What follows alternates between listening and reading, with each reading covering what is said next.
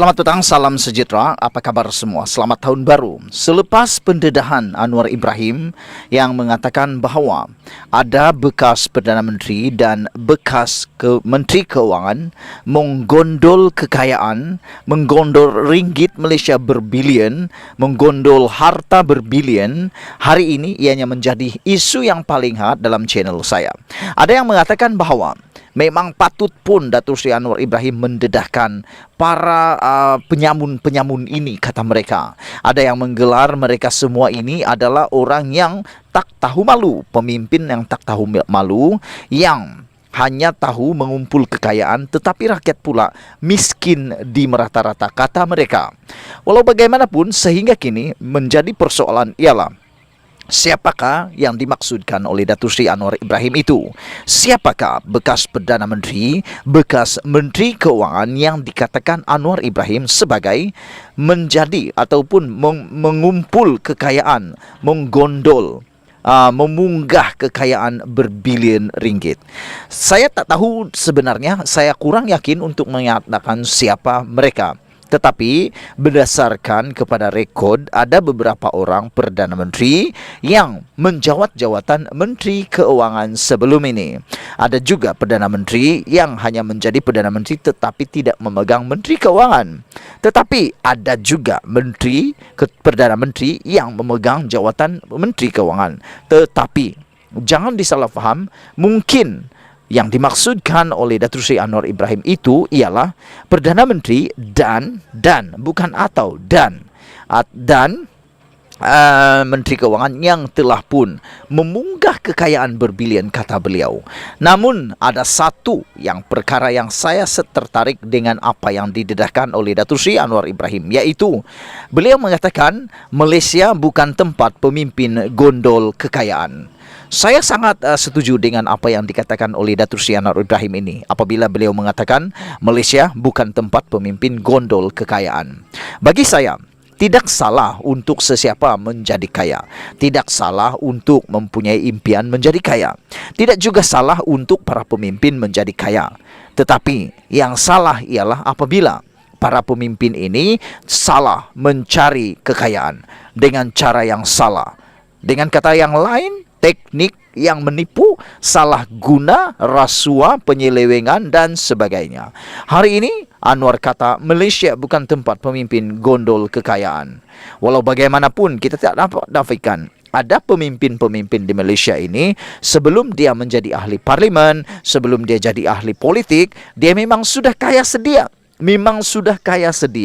Tetapi terjun dalam bidang politik, menjadi pemimpin dalam negara kita dan berpengaruh, mampu menang dalam parlimen, menjadi adun dan memang mereka layak.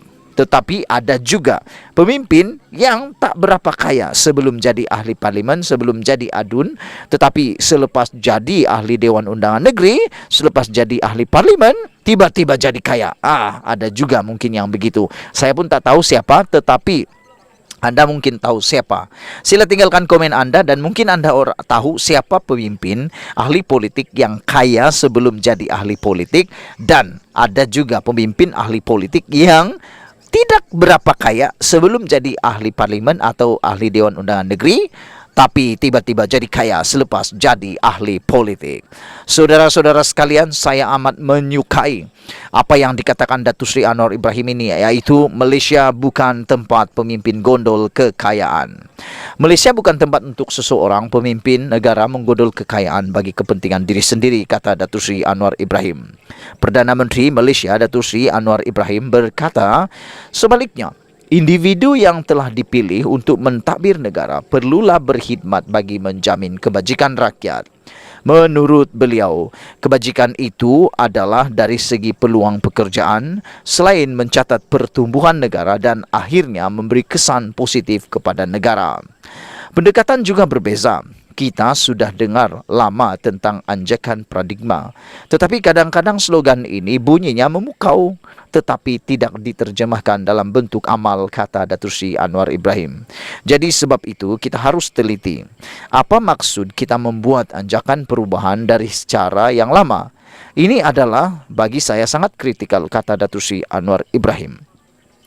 Saya sangat setuju dengan apa yang Datuk Seri Anwar Ibrahim mengatakan ini, yaitu ramai orang yang duduk cakap, duduk menggendang, gendang sana gendang sini, mengatakan anjakan paradigma, tetapi tidak ada langsung perubahan. Yang hanya mereka tahu apa yang mereka katakan itu yang anjakan paradigma, tapi tiada perubahan langsung.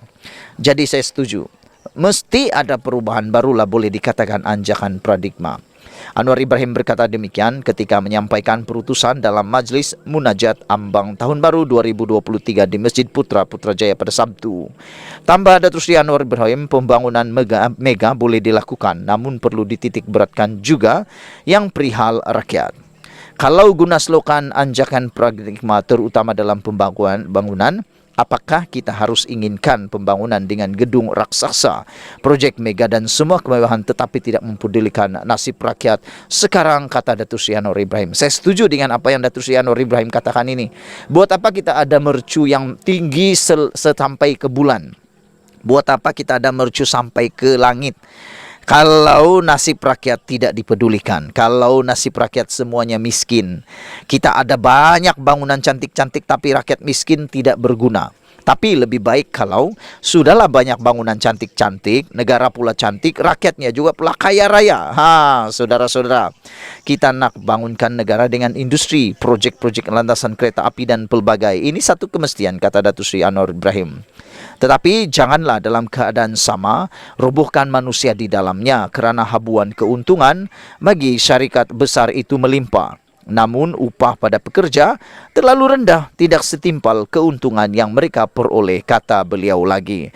Saya pun setuju juga, mungkin di Malaysia ini upah kita terlalu rendah berbanding dengan negara-negara maju yang lain.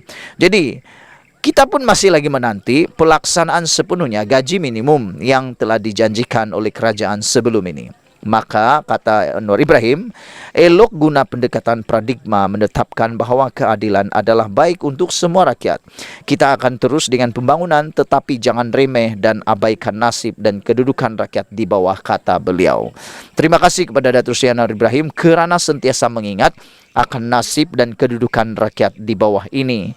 Selain itu, Anwar Ibrahim turut berazam untuk mengembalikan dana negara yang dipunggah oleh pemimpin terdahulu dipulangkan semula kepada rakyat. Tambah beliau, kerajaan pimpinannya akan bertegas untuk menamatkan amalan yang menggunakan kepimpinan politik dan kedudukan dalam kerajaan sebagai kesempatan untuk memunggah kekayaan. Saya nak nasihat bahawa kerajaan ini akan memastikan sekurang-kurangnya sebagian daripada dana yang dipunggah itu dipulangkan segera kepada rakyat. Ya, bukan jumlah yang kecil. Jika ada kesan pribadi kepada saya akan maafkan. Tapi kalau berterusan, tentulah saya akan ambil tindakan, kata beliau. Sekian dulu untuk kali ini. Jangan lupa tinggalkan komen anda, tekan butang subscribe. Kita jumpa lagi. Bye-bye.